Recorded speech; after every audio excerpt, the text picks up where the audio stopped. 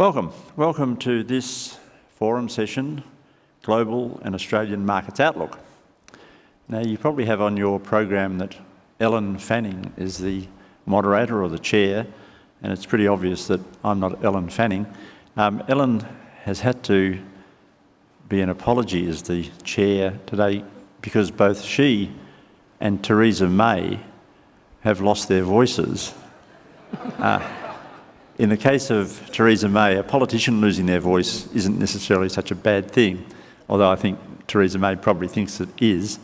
In the case of a journalist who's a broadcaster, losing your voice is pretty bad. So I'm the substitute. My name is Gerard Noonan. I'm the chair of Media Super. I do have a journalistic background. I, a long time ago, used to edit the Australian Financial Review, so I'm familiar at least with at least some of the terms that we're likely to be talking about in this session. Okay. There's a lot of volatility in world investment markets. Those of you with longevity in this room would know that that's pretty much a given. But there are geopolitical tensions at the moment that seem to me to be outstanding ones. The most obvious one is Brexit.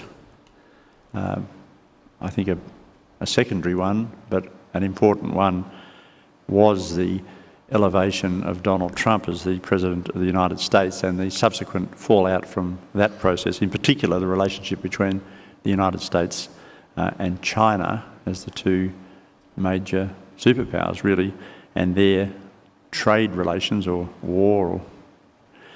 And coming back into a more domestic environment, we have, of course, a federal election here probably in late May.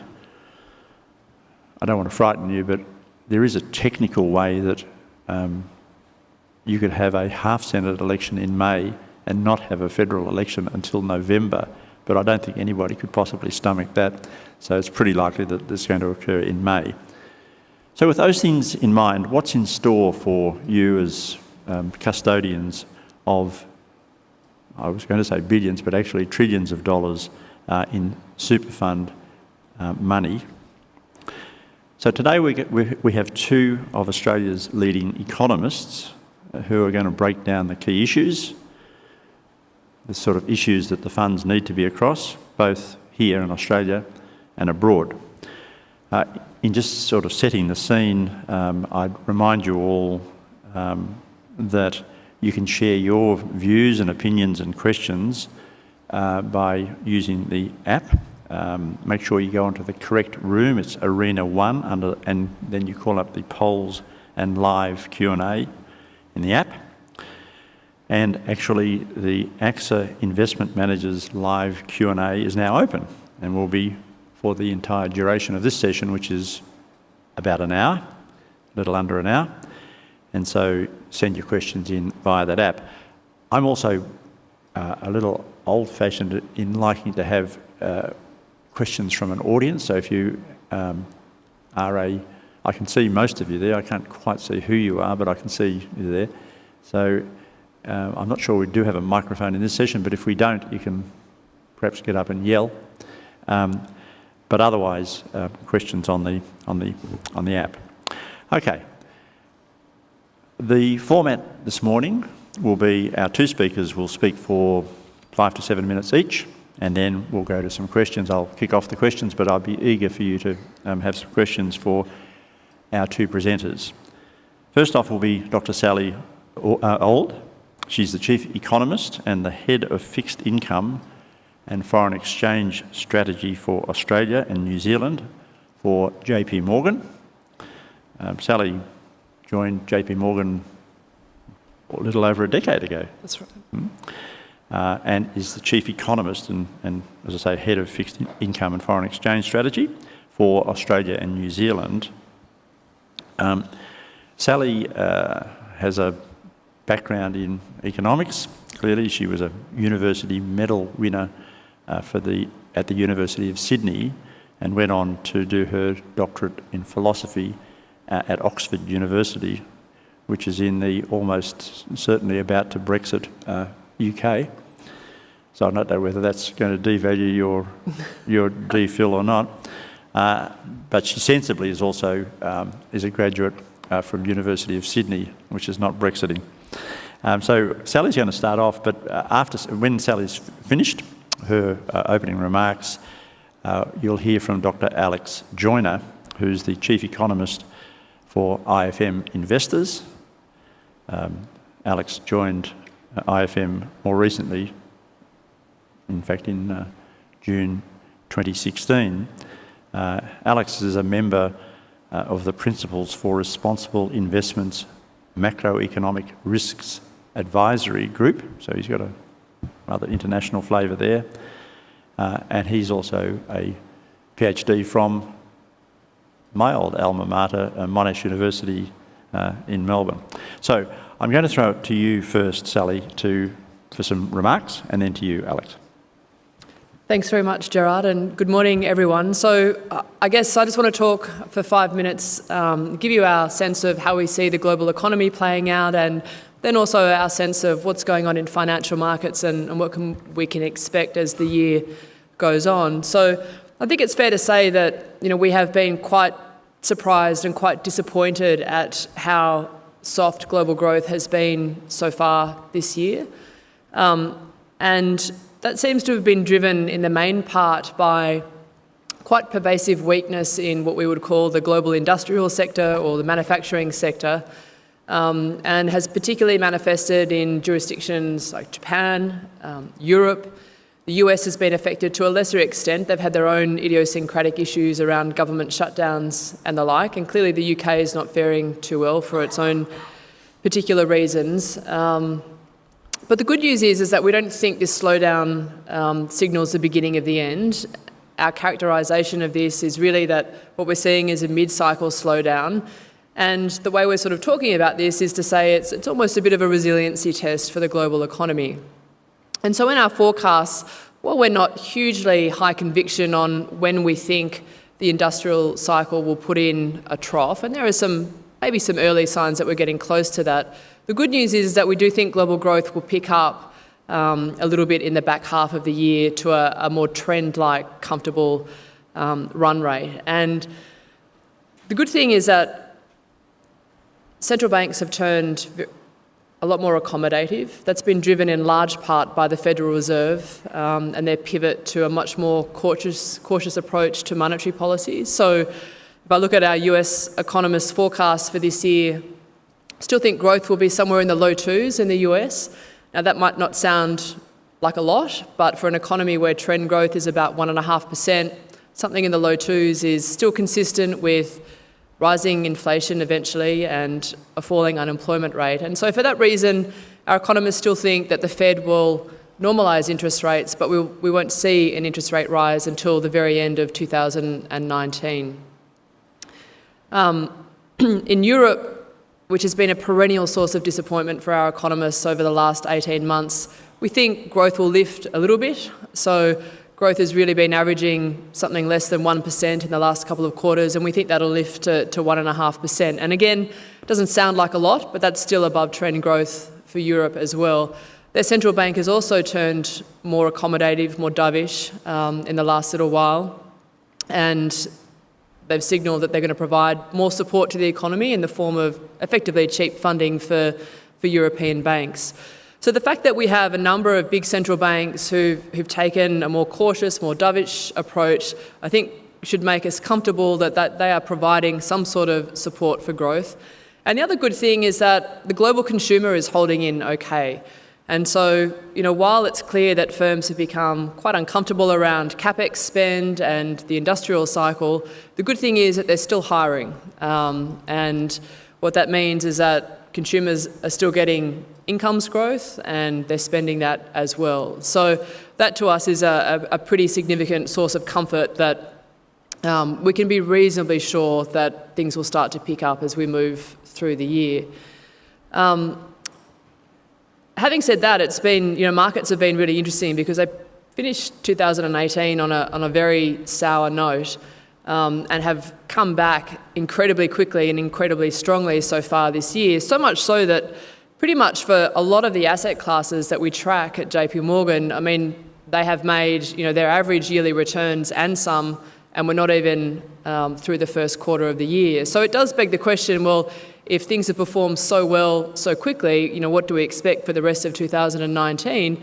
And the good news there is that, from a broad asset allocation perspective, we are still constructive on risky assets. We think near term, maybe US equities are in for a period of consolidation, but we're certainly not forecasting weakness in US equity markets. We think that credit spreads can continue to perform. Sovereign bond yields maybe have a little bit of scope to lift over the course of the year, but that's probably a story for the second half rather than the first half. And I think currency markets, which for some of the bigger currencies like Japanese yen, euro dollar, haven't been particularly exciting so far this year. That's probably likely to stay the same. So we're not forecasting big moves in, say, the G3 currencies. You can get some more idiosyncratic stories playing out in economies where there are interesting stories, like we think the Aussie dollar will probably be one of the bigger underperformers over the course of the year, similar for New Zealand and also Canada. But generally, when I look at our sort of top-down view on most asset classes in the world, even though the global growth story hasn't been particularly constructive so far this year, markets are doing well, and we think that overarching theme of constructive on risky assets, a little bit better on the global economy will be the right way to think about the world through the course of 2019. So I'll finish there, Gerard. Okay. Alex. Yep. Thanks, Gerard, and good morning, everyone. I guess I have a broadly similar view of the world to Sally.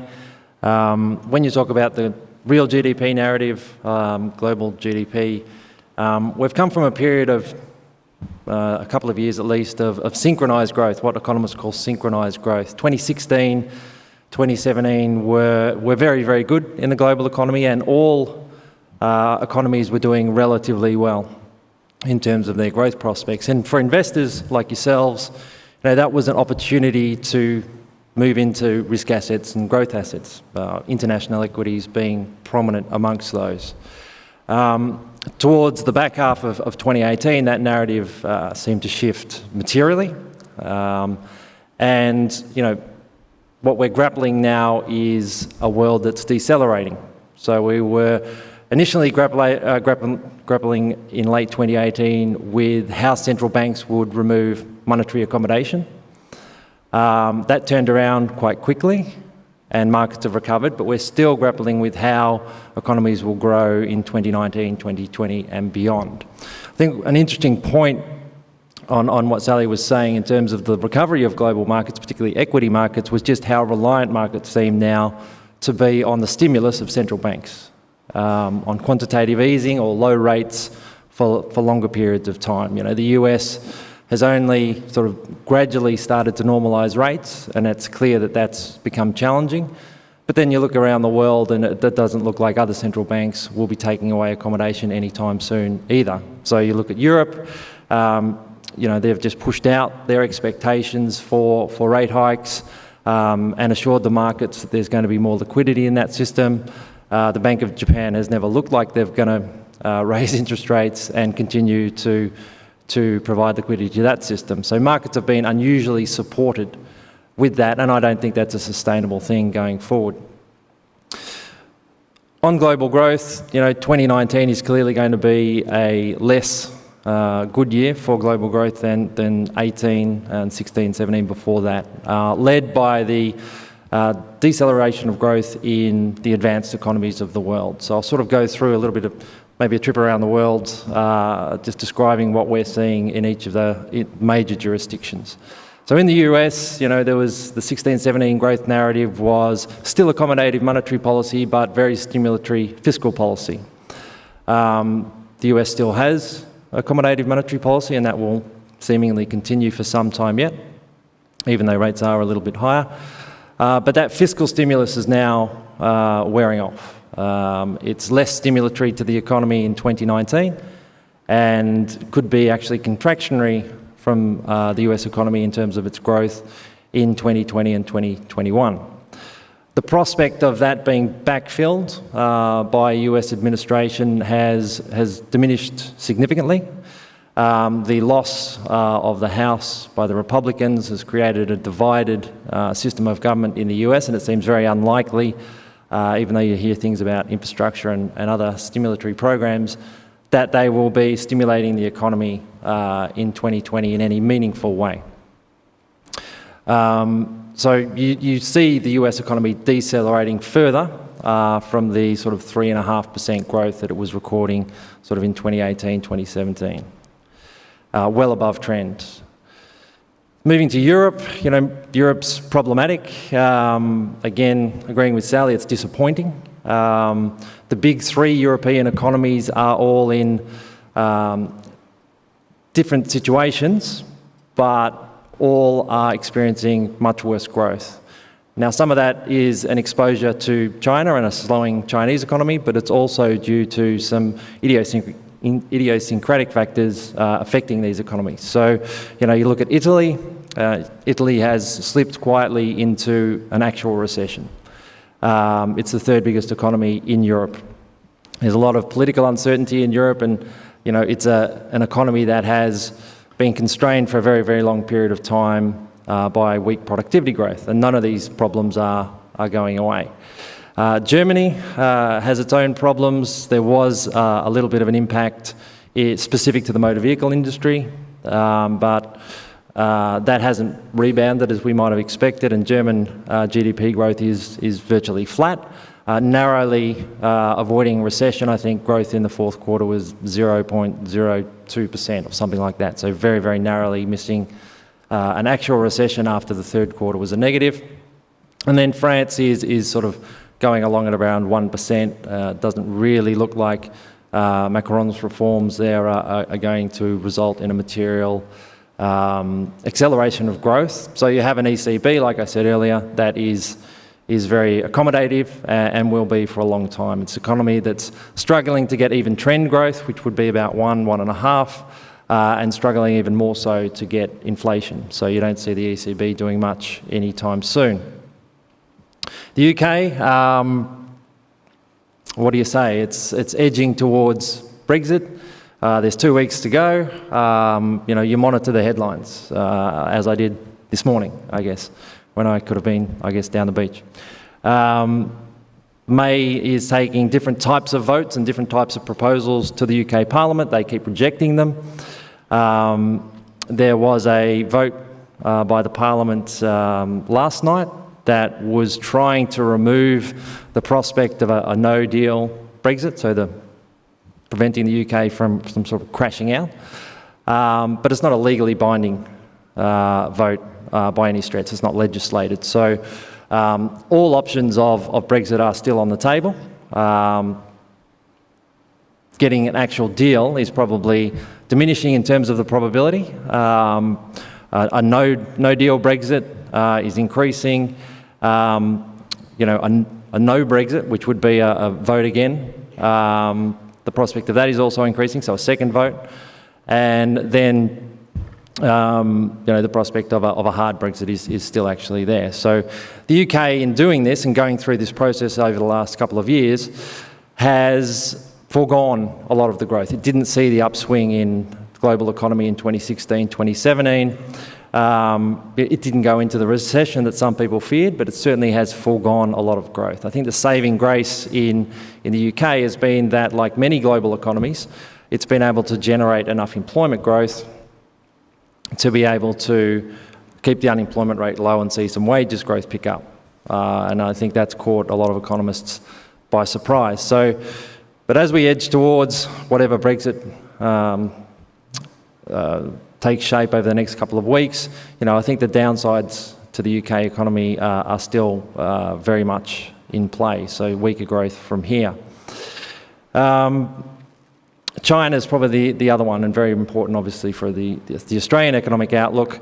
Chinese economic growth decelerated and has decelerated quite significantly. Through 2016, 2017, the Chinese authorities took the opportunity to try and deleverage their economy. The corporate sector had built up a lot of debt, and while the going was good in the global economy, the Chinese policymakers looked to deleverage the system a little bit.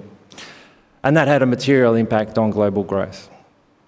The Chinese economy slowed, and then it got itself into an unanticipated tit-for-tat sort of trade war with the US, which saw growth slow even more. And that's, I guess, crystallised the thinking in the Chinese government and the Chinese central bank to stimulate that economy. And we're seeing that monetary stimulus come through in the form of a depreciating currency, lower RRR ratios to put liquidity into the system and so forth. So for Australia, that's a good story if the Chinese can manage to support their growth. But I think the key thing with the Chinese economy will be if they can get a deal with Donald Trump and the US administration, because that would alleviate some of the concerns that are near term, not only in the Chinese government's minds, but also investors' minds in terms of global growth, but also where to deploy assets. I guess from perspective of IFM, we're seeing a 2019 in which we'll likely see increased volatility in global markets now. Sally has alluded to a positive environment for risk assets. That might be the case, but it's probably going to be a more volatile one as well. So when you look at that risk-adjusted prospect, for investors, that's going to be challenging. And some of the people that I speak to within our own system are de-risking their portfolios, coming back to things like bonds and cash after being in international equities. I think the other thing with international exposure is just where the Australian dollar is, and it's around about a long-term average. But because of the rates differentials between the US and Australia, it's expensive to hedge. So there's a decision to be made there to manage some of the risks in the global exposures that many of you might have. Okay, thank you, Alex. There seems to be, I know there's an old joke about if you ask two economists to give you an answer, you'll get three answers. But I'm detecting that you both have a common view on something that Alex mentioned in his remarks, that we're moving into a decelerating growth phase. What chance do you two think that rather than deceleration, we could end up facing a circumstance where the brakes are actually jammed on hard and we could end up with a variation? I mean, history never repeats itself, but it does rhyme, of 2008. In other words, a gloomier scenario than you've been painting. So, our sense on that is that, there are different ways you can have recessions. Sometimes they're caused by oil price shocks. Sometimes they're caused by central banks being late to tighten rates and having to do that aggressively. But it feels very much to me that, and certainly the way we're thinking about developments over the last couple of months has been to think that this global cycle can extend for longer than perhaps we thought would be the case 6 months ago. And a key sort of determinant of that view is really the fact that the Federal Reserve has undergone a very significant shift. So, you could sort of, one interpretation of the Fed might be to say, these guys just took fright given what equity markets were doing in the fourth quarter of last year, and there was political pressure being put on them as well, and so that's why they backed off. We actually think that that's not the right way to think about what the Fed did, and actually what is happening at the Federal Reserve is that they are undergoing a very significant regime change. Now, these things don't happen very often in financial markets, but when they do happen, they tend to be very significant and have very major implications for financial markets in particular. And what seems to be happening at the Fed is that they are re-evaluating their inflation target, which is basically that they need to keep core inflation sort of around 2%. And we think they're in the process of shifting to a different way of managing the inflation target, which is what economists call average inflation targeting. So they're taking the view that in the bad times, they know that inflation will fall below 2%, so it'll have a 1 in front of it. And so what that means is in the good time, you should probably try and let inflation run somewhere above 2. And then so when you take the average of that, over the course of the economic cycle, it should come out pretty close to 2%. So at the moment, core inflation in the US is about 2, maybe a little bit below. And our view on this is that the Fed is now taking a deliberate choice to say, well, let's not put the brakes on the economy. Let's let the economy run above trend. Hopefully labour markets continue to tighten. Hopefully you eventually get some pass-through to higher prices and we can run inflation somewhere between 2–2.5%. I mean, we don't really know the parameters because the Fed haven't told us a lot about this, but generally we think that's what's going on. And the natural implication of that is that relative to 6 months ago, when all investors wanted to talk about was how close are we to the end of the current expansion, how defensively should I be shifting my portfolio, now I think there's a sense that, well, maybe we don't need to worry about recession around the corner and things can run for a little bit longer. So that's probably not. Yeah, that's probably not. Not so worried about a 2008 event. Alex, are you a gloomier person than Sally? I wouldn't say I'm gloomier, but I sort of have a little bit of a different take. I guess I agree with Sally insofar as, a lot of recessions, particularly in the US, are caused by an over-tightening of monetary policy, and, markets are clearly worried about that, looking at yield curves and things like that.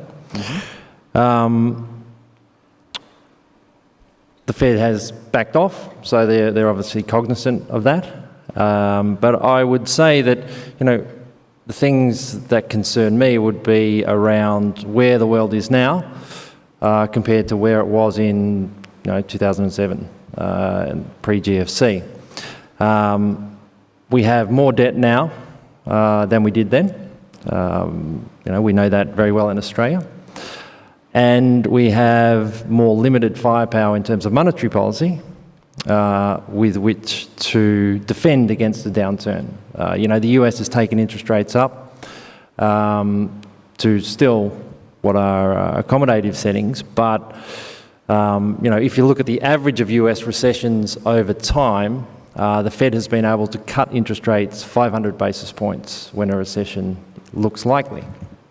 And they won't get to 5 this time.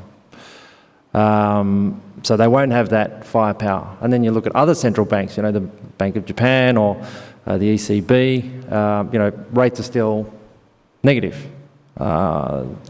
Liquidity is still being pushed into the system. So if there is a broader downturn, what is the policy response from these central banks? And you can go through all central banks, virtually all central banks, advanced economy ones that have much lower interest rates now than they did pre-GFC. So they have limited firepower with which to defend. So then you start thinking about fiscal policy, and we'll get onto Australia shortly, and I'll highlight these remarks in the Australian context as well. But the fiscal side, there's a lot of debt. Governments have a lot of debt. And we get into sort of debates now, what is fashionable on modern monetary theory and things like that. And don't want to get into that here, but there is a limited capacity on the fiscal side. We know fiscal works, but there is, there's not enormous capacity in a lot of highly indebted economies like Japan again and Europe, even the US. The US has undergone significant fiscal stimulus and fired all those bullets, to coin a phrase. So it would be an interesting policy exercise if global growth did decelerate further than we currently expect. The other thing with fiscal policy is it relies on politicians. Monetary policy relies on independent central banks that can do what they think is right. Fiscal policy relies on politicians who might at least take into account doing what's right for them, as well as the economy. I like politicians. There's that angle as well. We probably have a different view about politicians. I like them. I'm going to go to two questions, one of which relates to that which you just referred to, which is the Australian situation. And actually, I'm very pleased to see that Naomi Edwards from Tasplan has actually put her name to this. So I'm going to ask that question, and then one from Sam Cecilia from Hostplus. It'd be a surprise to not have a question from Sam, but he's identified himself as well.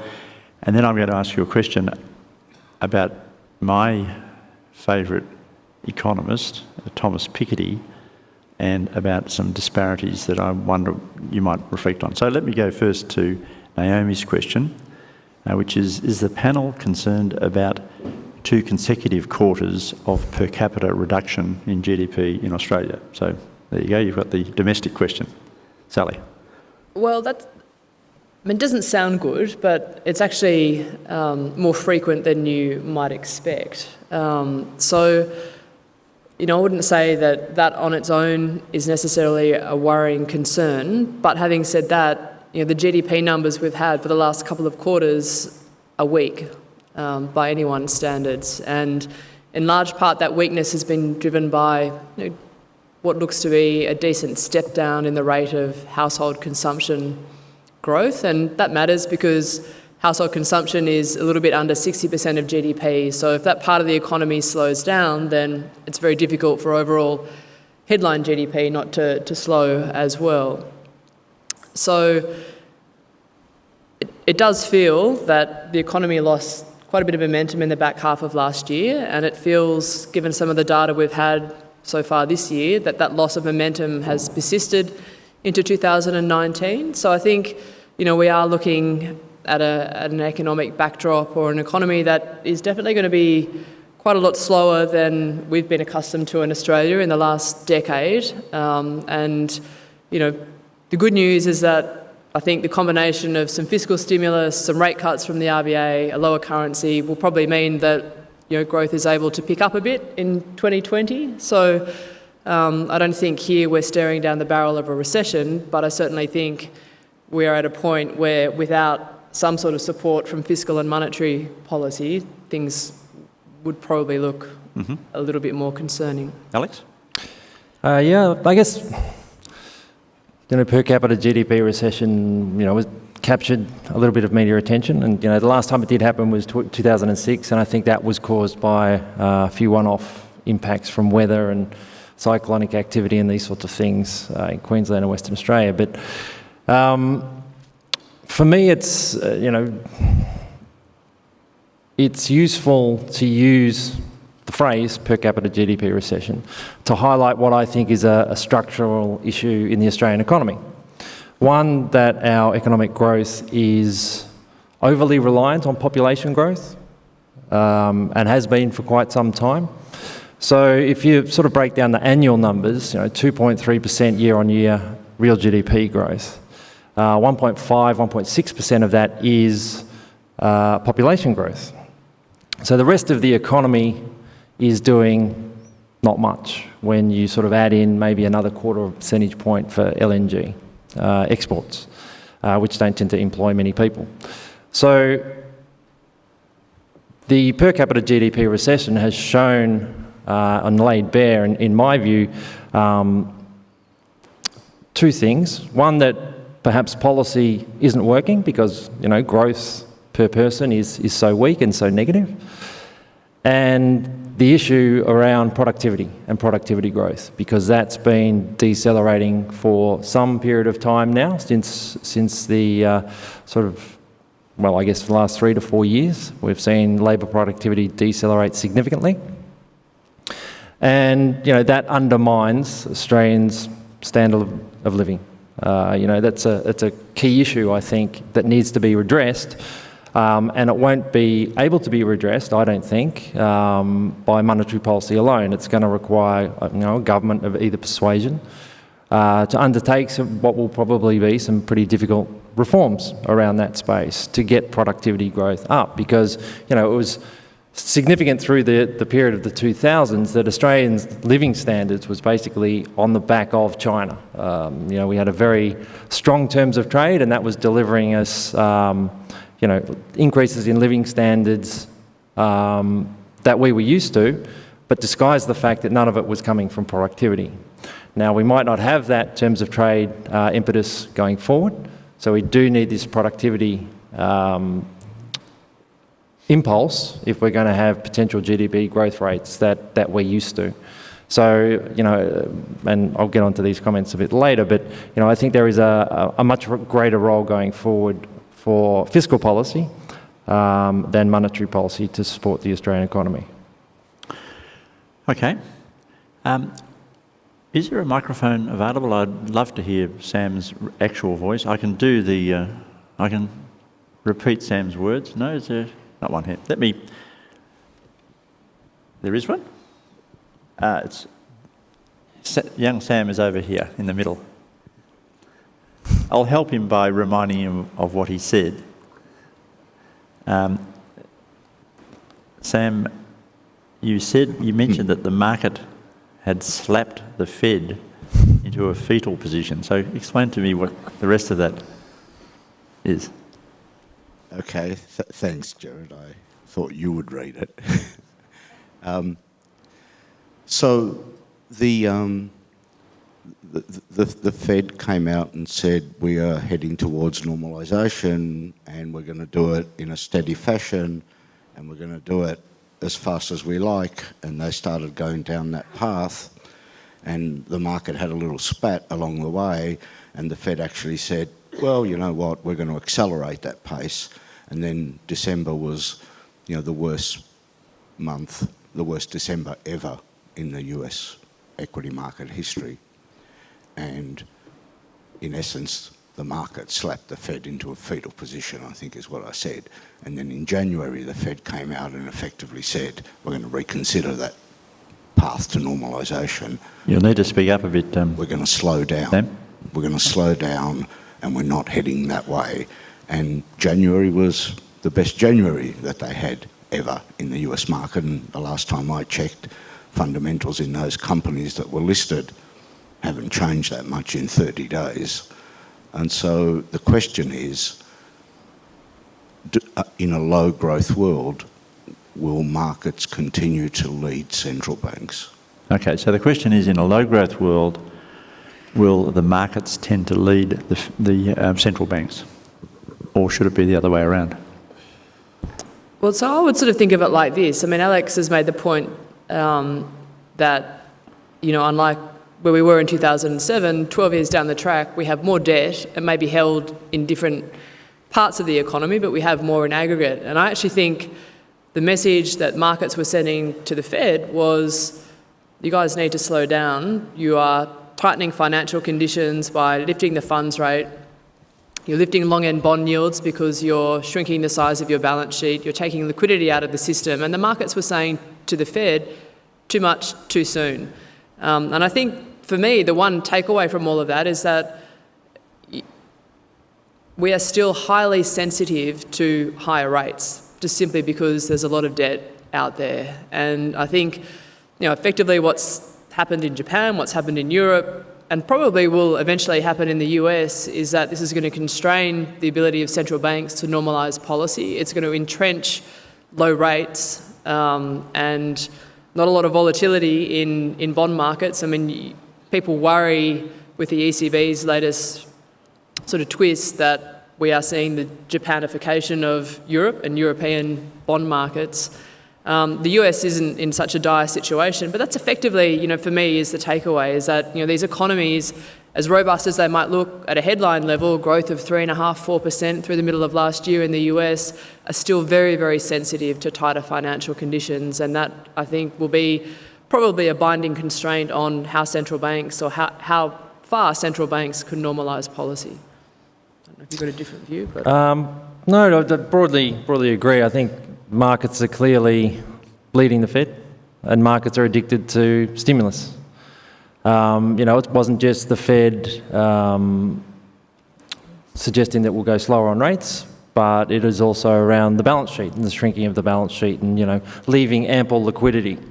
Because, we've had a decade or so of markets that have known that central banks will do whatever it takes. And, they've even got the name for it, the Fed put. It should be the Fed put for the economy, not for markets.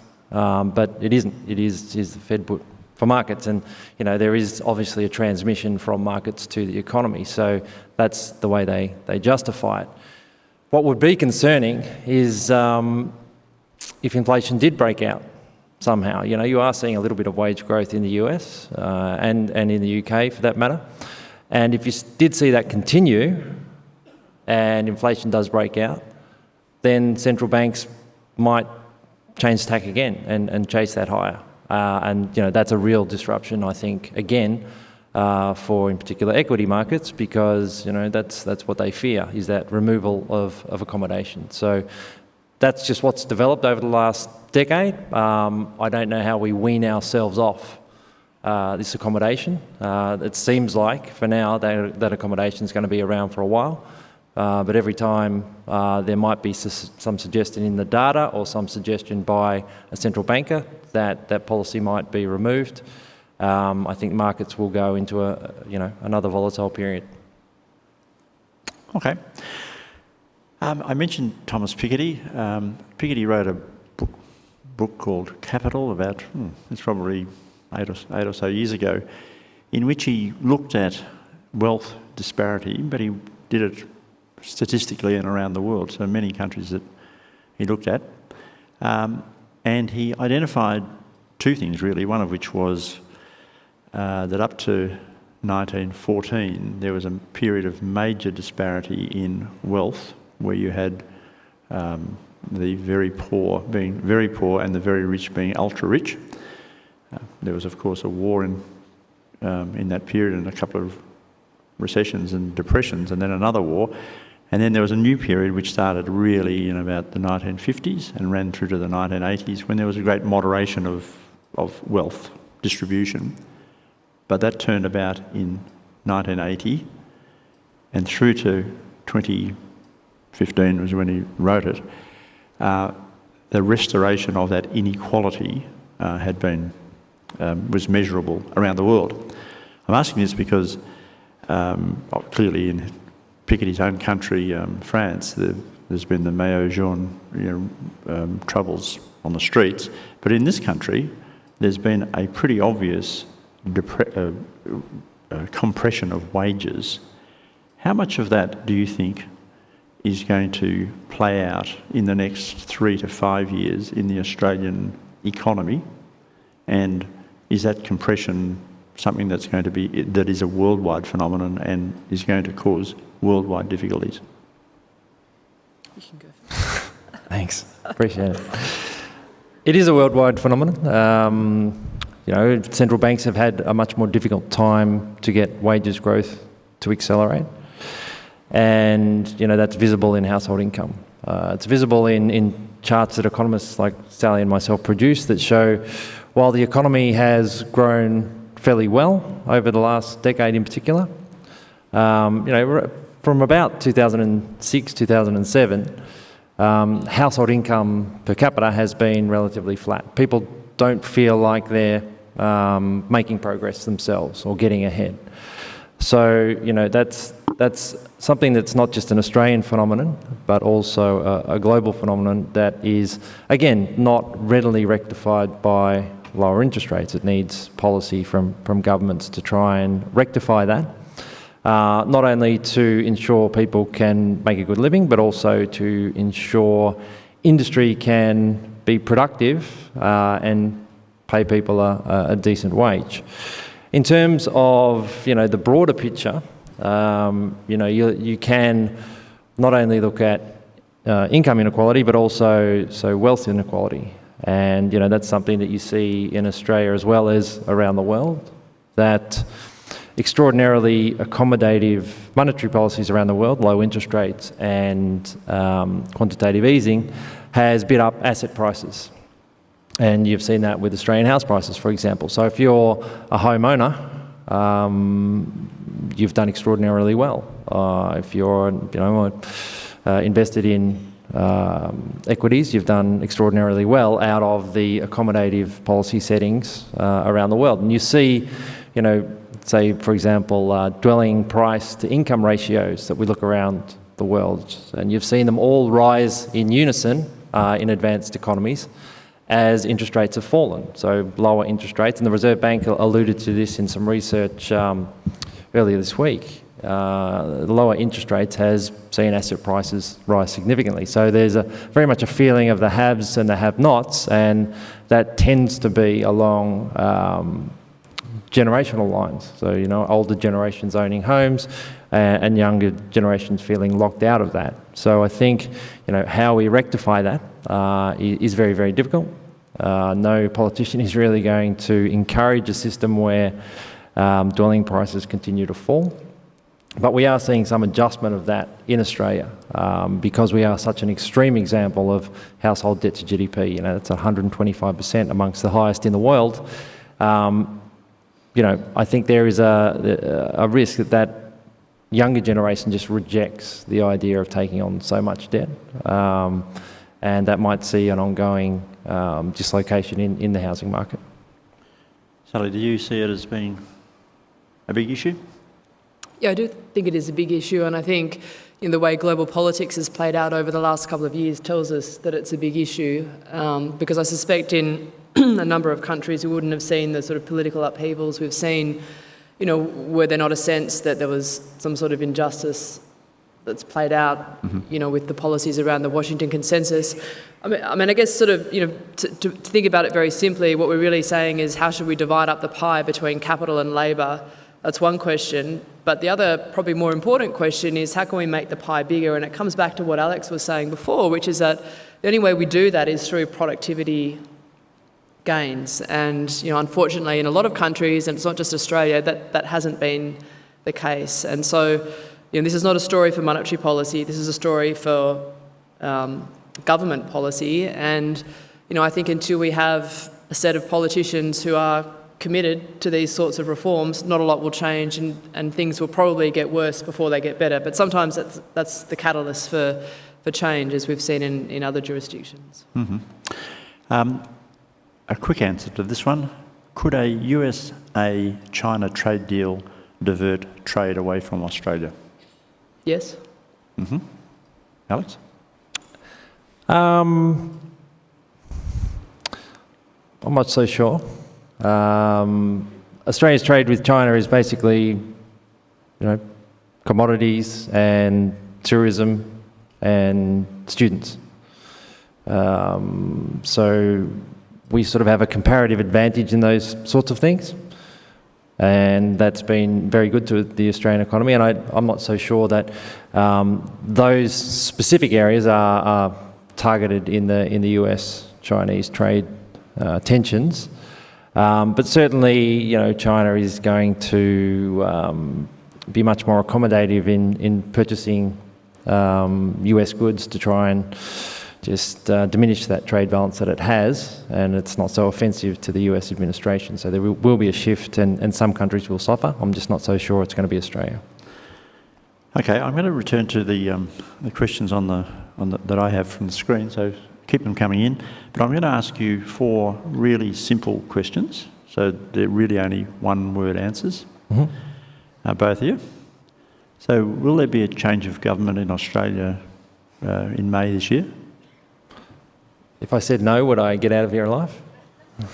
Probably. Probably, Yes. okay. Yes, I think probably there will a yes. Will Trump be re-elected?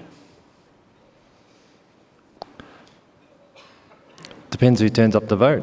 That's an economist's answer, yeah. Yeah. And you're both economists. You agree with that? Depends who turns out? You mean But there is a real risk of it, yes. Yeah. It's not an insignificant risk that would happen. possibly. So you're a probably and a possibly so far. Okay, so my third simple question is, will Brexit actually happen? Or the measure of this will be, will we go to a second referendum, or will the British go to a second referendum?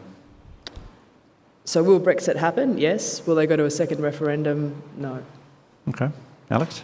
Yes, in some form, and I don't think there's appetite for a second vote, and I don't think it's clear if the outcome would be different. So, no. All right. Well, look, this last one's a simple one. So, what will the Australia dollar, US dollar rate be at the next CMSF? And you only have to indicate, will it be higher or lower? Lower. I would say lower, but I also would say hedge. Right, that's good. I hope you're Which is writing what I'm these doing down with that answer. And we'll send a note around at the next CMSF. Actually, speaking of hedges, one of the questions here is, are market dynamics shifting CIOs' attention to chase alpha in high-risk, expensive PE or hedge funds? Is the risk in members' best interests? Given I like talking to some of the CIOs, I wouldn't criticise anything they're doing, but, you know, maybe I'll speak from IFM's perspective. Certainly to generate the returns that we've promised our investors and their members, we have had to carefully take on additional risk, say maybe in our global infrastructure portfolio.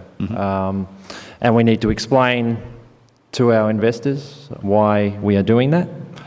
But, you know, we'd all like to have, say, you know, infrastructure investment in Australia and in the US and in countries that we very much understand and have very strong relationships with, but they are expensive and not generating the returns that we would like to see. So there is some element of having to consider other alternatives in an effort to generate return, and that comes with at least some different risks, whether they be higher or lower.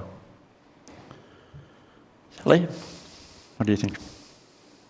Well, I think if we go back to our discussion on the amount of debt out there and the asymmetry that forces on policymakers, which is that, you know, you only need to raise rates a little bit to get a reaction, and if you want to stimulate the economy, you need to cut them a lot more than was the case. I think that tells you low rates probably are here to stay, and in that sort of world, you know, people will have to chase yield. So I think, as Alex has sort of put it, you know, that probably means taking additional risk. But I guess the other side is that, you know, eventually over time, if this is really the world that we're in a much lower level of sort of equilibrium real interest rates, then eventually investors' expectations of what is a reasonable expectation of return should start to shift lower as well. So that's the other side of the coin, and we're probably, you know, these are things that take many, many decades to happen. We're probably only, you know, early into that process. Okay, we're reaching the end of this session. We've probably only got a couple of minutes left, so this will be the last question. Where on earth will inflation come from, given Labor's fractured bargaining power and the increasing capability of technology to compete with Labor? Was that Sam again? No, it wasn't. It's an anonymous query.